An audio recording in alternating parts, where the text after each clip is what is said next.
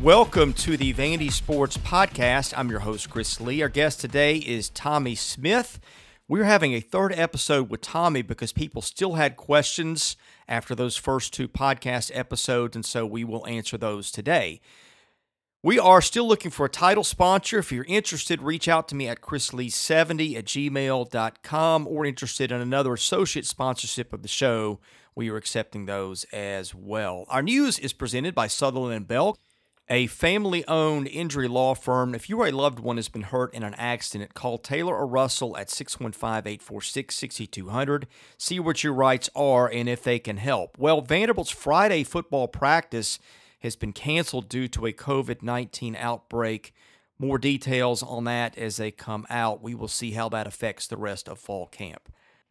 Tommy Smith appears on our guest line, which is brought to you by Boll & Branch. Started by Vanderbilt graduates Scott and Missy Tannen. Had no clue how comfortable sheets could be until I got these. They are fair trade certified, meaning they are made under safe conditions by men and women treated and paid fairly. Try them for a month. You can return them for free, but you won't want to. Once you get the sheets, try the mattress. That was voted the best mattress of 2018. Go to bollandbranch.com. That's spelled B-O-L-L. Enter the promo code Vandy and get $50 off your first set of sheets.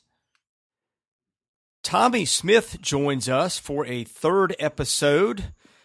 Tommy, appreciate you joining us. I didn't know that we would probably do a third, but the questions keep coming. The podcast that I did with you got a lot of listens, got a lot of positive feedback, so thank you for joining us again today. My pleasure. Tell us, first of all, how are you doing? I know you spent part of last week in the hospital. A lot of folks have asked about you and your well-being, so give us an update there, please. Well, thank you. I'm much better. I go to the doctor this coming Thursday. I think I got a steroid injection in my back. It certainly helped. I'm certainly not 100%, but I'm vastly improved, and I'm hoping they'll let me play golf here pretty soon. But I'm doing better, and thank you. Tommy, I'm going to get right into our mailbag because that's where the questions are coming from. I may have a few of my own in here to add, Yes, but let's do that if you're cool with it. Absolutely. Our mailbag is sponsored by Vanderbilt fan Josh Minton, an independent insurance agent operating out of Brentwood who can take care of all your insurance needs. Call him today, 615-933-1979. Email him at josh@hqinsurance.com. Follow him at Joshua Minton HQ on Twitter or Facebook.com/JD Minton HQ. He is my insurance agent. Give him a try and tell him you heard about his business on this podcast. And Arbor Door, I'm going to start with a comment. He says, after the first podcast that I did with you, he says, I emailed a suggestion to you on a Saturday morning. Can't recall what it was. I was expecting you to respond the following week. You got back to me in 5 minutes. Says you have an amazing sports management mind, but your character, especially the way you respect and treat others, is even stronger. You're a class act, so thanks for coming on the podcast and for your service to Vanderbilt. Well, thank you to Arbor Door. I do answer every email and phone call, and actually the name there resonates with me. When I think I was 8 years old back in 1969. My brother and I and my dad went to Detroit and saw the Tigers and Red Sox on a Friday night and saw Vanderbilt play Michigan at the Big House. It was Bo Schembechler's first game. I've still got the ticket stub. Those are great memories, and thank you for your comments, Ann Arbor Door. He also asked, what's next for you? That's a great question. I've obviously got to get healthy with my back, which came out of nowhere. I may go back to work. I may not. I've talked to NBA people all the time and actually some folks at other colleges. I don't know what I'm going to do, if anything. I've really rested since February. I've gone pretty hard, as evidenced by 2 knee replacements, a hip replacement. So I don't know. I haven't looked. I've had opportunities, but I'm just, trying to stay healthy through this right now.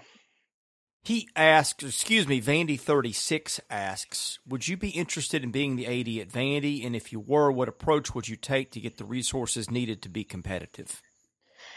I would. It's a fine question. I don't want to hypothesize on what I would do or not do in terms of that. But what I would say is, I think just from this podcast, it's pretty clear where my thoughts are. It's facilities and ability to win and educate young people and do all of those and give them the resources they need. No matter where I am, that's one thing I always focus on. 5-Star Door asks, what would be the first thing after that the athletic department should address in capital improvements? What about second and third after that? I think the first thing is facilities improvements and getting them as close to on par as your competitors. And I think getting more competitive people involved. Vanderbilt's got the academic part. They give you what you need, and it's a great education, a great degree.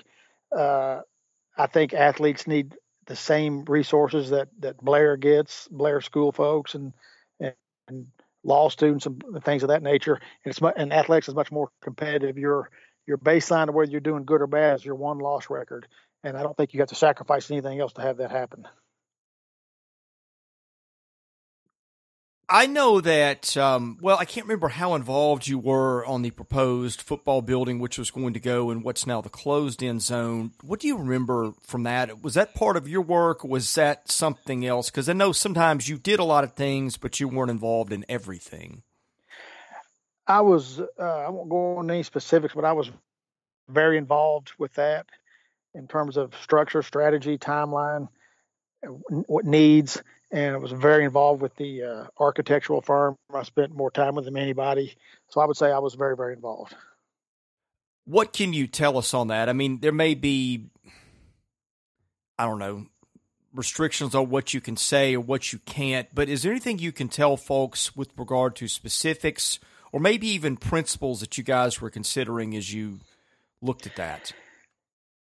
No specifics, but it was really well down the road, and it's pretty much laid out. Any changes now would be cosmetic in nature, but my basic philosophy was the first issue was football needs, and that was always my philosophy. Was you got to get that first, and then to phase it in because there's so much needs to be done. You can't do it all at once, but prioritize and then find out what it is you need and how to go about getting it. I don't want to put words in your mouth, but would you say that when you left in February or late January or whenever that was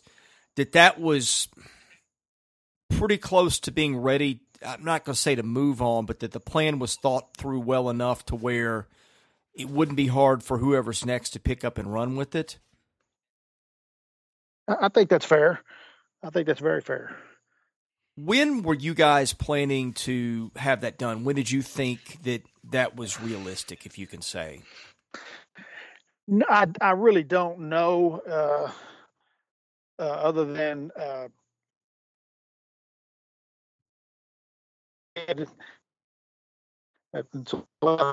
guess. I don't know. It probably wouldn't matter anyway with the way this coronavirus has come up. It would have delayed anything anyway. But it was, I spent a lot of time on that, and I felt like it was moving in the right direction. Was getting construction crews ever an obstacle that you discussed? Because that's something I've heard a lot with all the expansion in Nashville, that so many resources have already been accounted for other places. No, it never came up in my world. It may have in the folks at Vanderbilt that deal with that. They would have more experience of that than I do, but no, it never came up in my world. Vandy Gal 78 asks, do you have any thoughts on the chancellor with respect to his comments about the importance of athletics?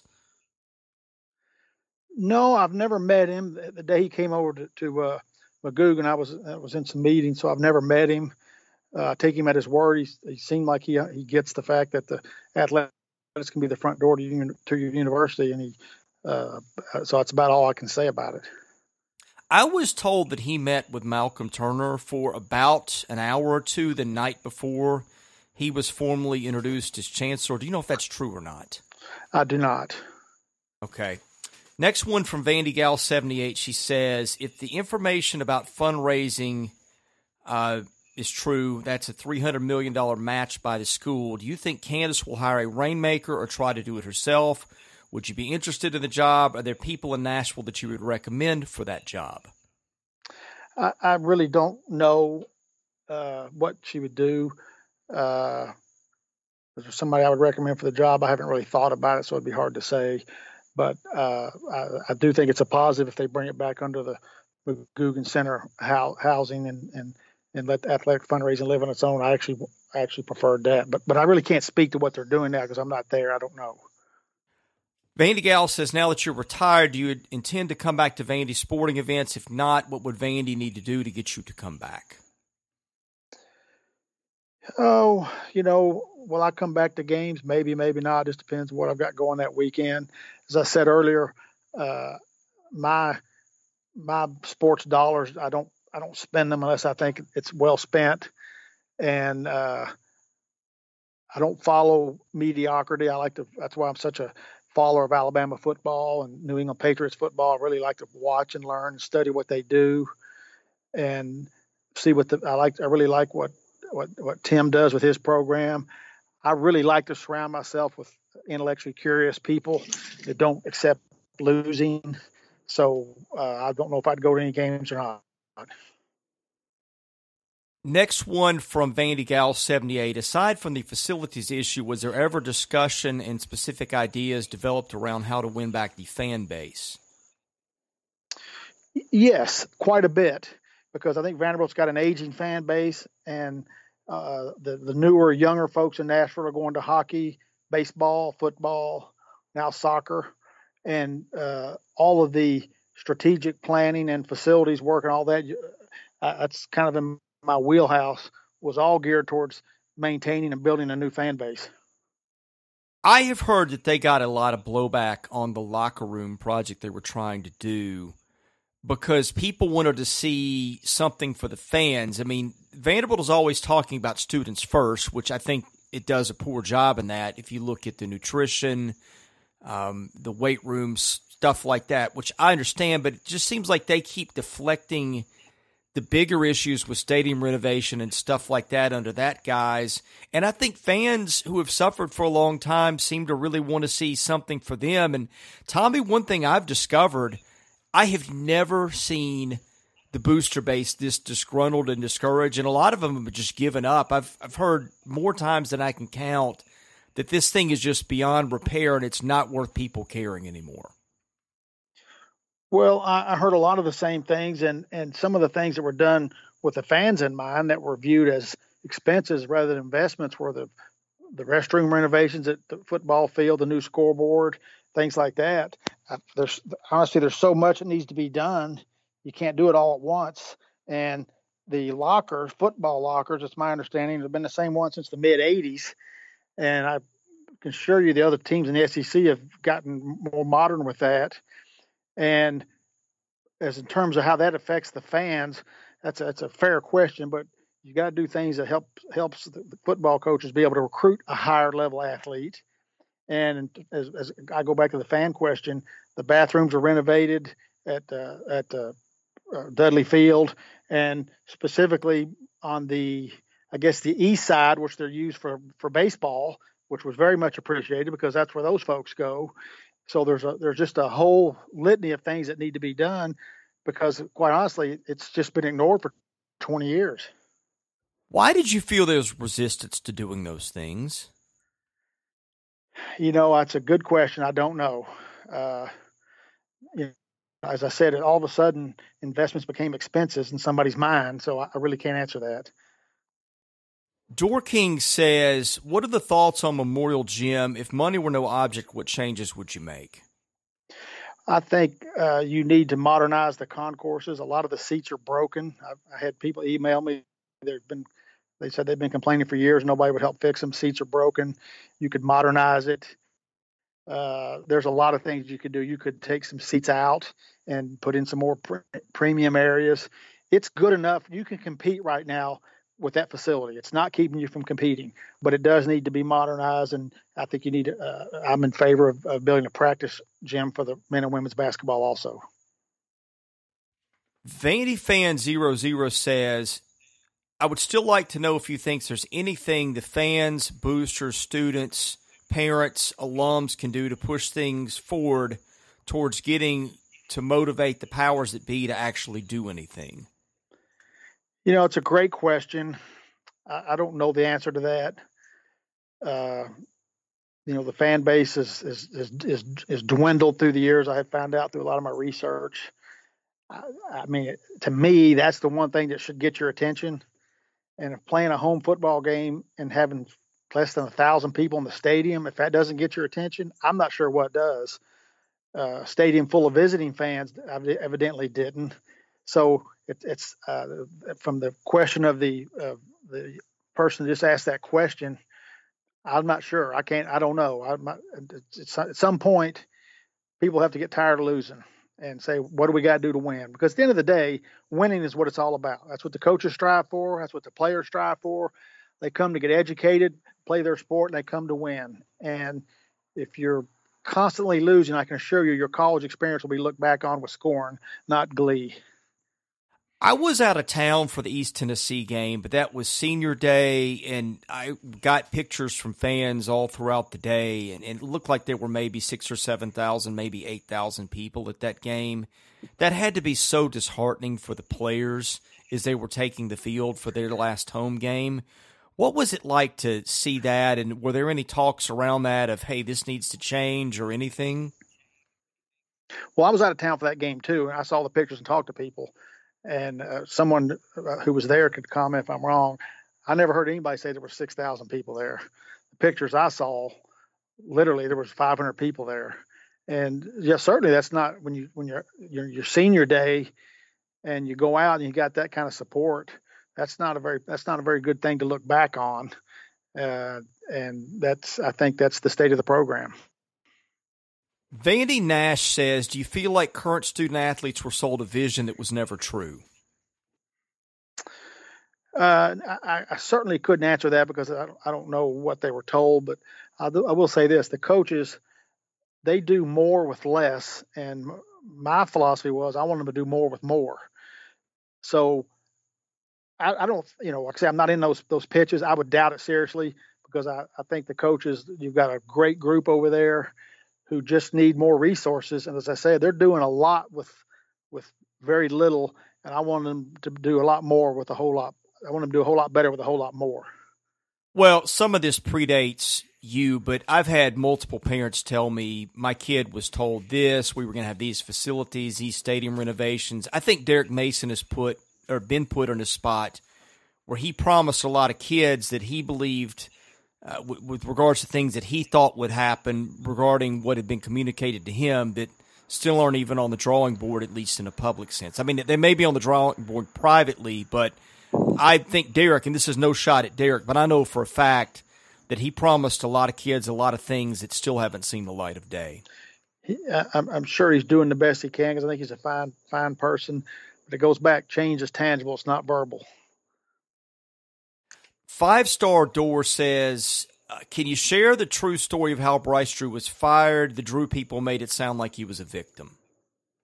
I wasn't there then. I don't think he was a victim. Disappointed. I'm sure he was. I've never met Bryce. I've heard very good things about him. I wasn't there then, so I really can't comment on how it went down. But I would not portray him as a victim. Disappointed, yes. I wouldn't say he's a victim. 5-Star Door says, what did you see in Jerry Stackhouse that made you believe he's the right choice for Vanderbilt? That's it. I think there's a presumption in the question that you were involved in that hire, and my understanding is that you weren't. I wasn't there then. I did talk to Malcolm. I know Jerry well. He's a very good coach, very disciplined, knows the game. And so I knew all that about him. I was not involved in the actual interviews to whether he could handle a college regimented program versus a professional program because they're entirely different. But he's certainly a good coach. He knows the game. He commands respect. And I certainly enjoyed my time with him in the G League. 5-Star Door says, does it concern you at all that Jerry Stackhouse has a least experienced coaching staff in the country? It's something it's true. I wouldn't have gone that route. I personally want to have the most.